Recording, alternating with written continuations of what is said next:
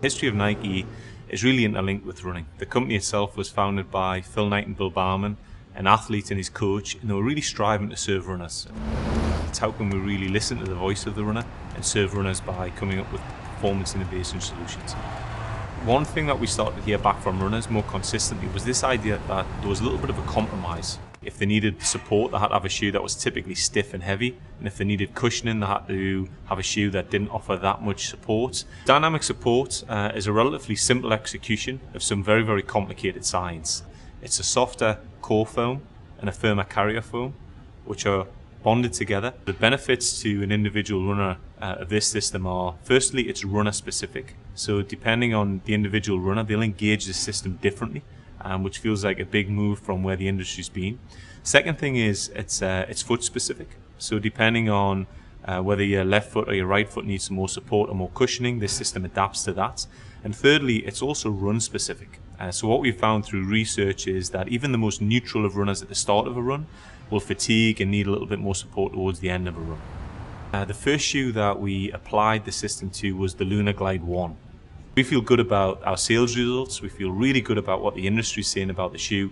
More importantly than any of that, we've had phenomenal feedback from runners. And that's really given us the confidence to take this idea and really accelerate it through 2010 and provide even more solutions around this novel, interesting, innovative idea that we call dynamic support.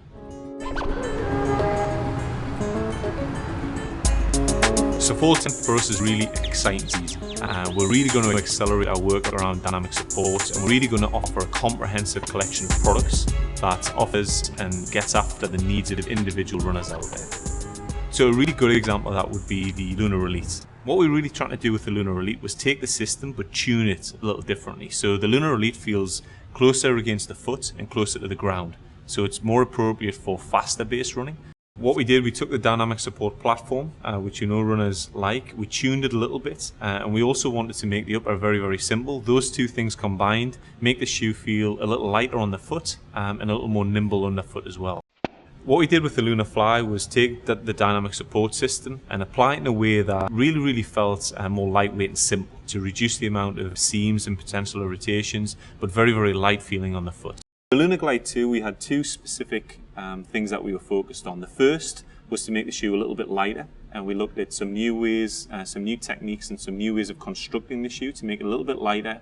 And the second thing was to really improve the fit.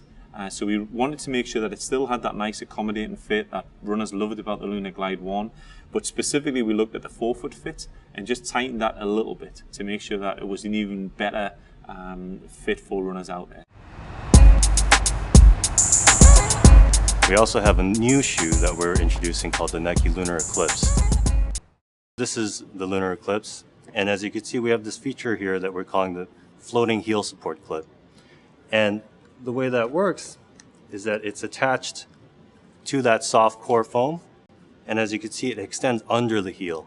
Instead of just now something that exists in the midsole, it's a feature that extends all the way up into the upper of the shoe as well, providing an even broader range of support so that the system works for even more runners in a more effective way. We got great feedback about the cushioning in the LunarGlide, but we thought we could actually take that a step further. If you look at the data, if you look at what we call force plate analysis, you'll see that there's actually more force going through the ball of your foot than the heel.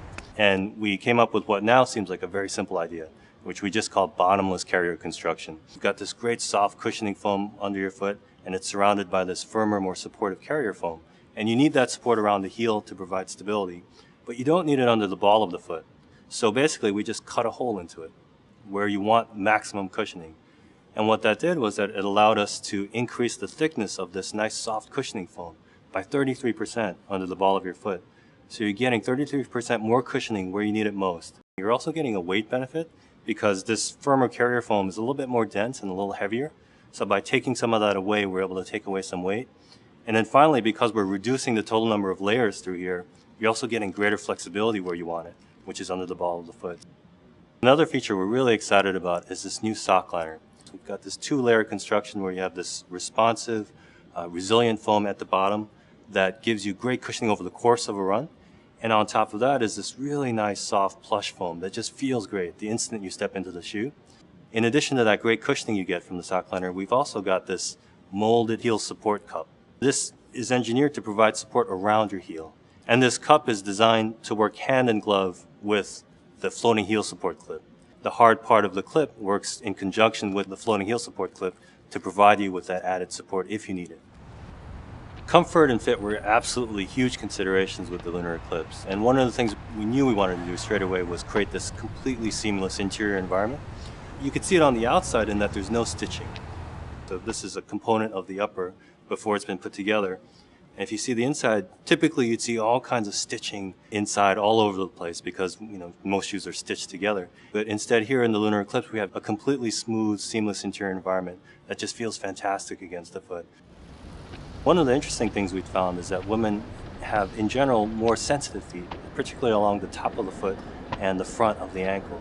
So the woman's LunarEclipse features a little bit of a different construction of the tongue, where we have this wrap-over construction so that there's no seam along the top edge of the tongue that could cause irritation along that front of the ankle.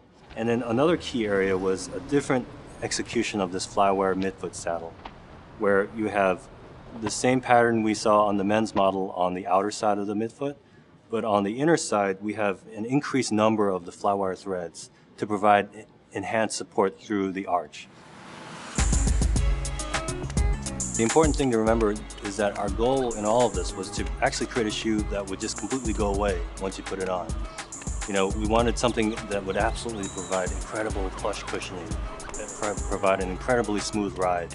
Ultimately, we wanted a shoe that would just work as one with your body, that would just be such a natural extension of your foot that it would completely feel like it's not there anymore. That's why we think runners are just going to love the Nike LunarEclipse.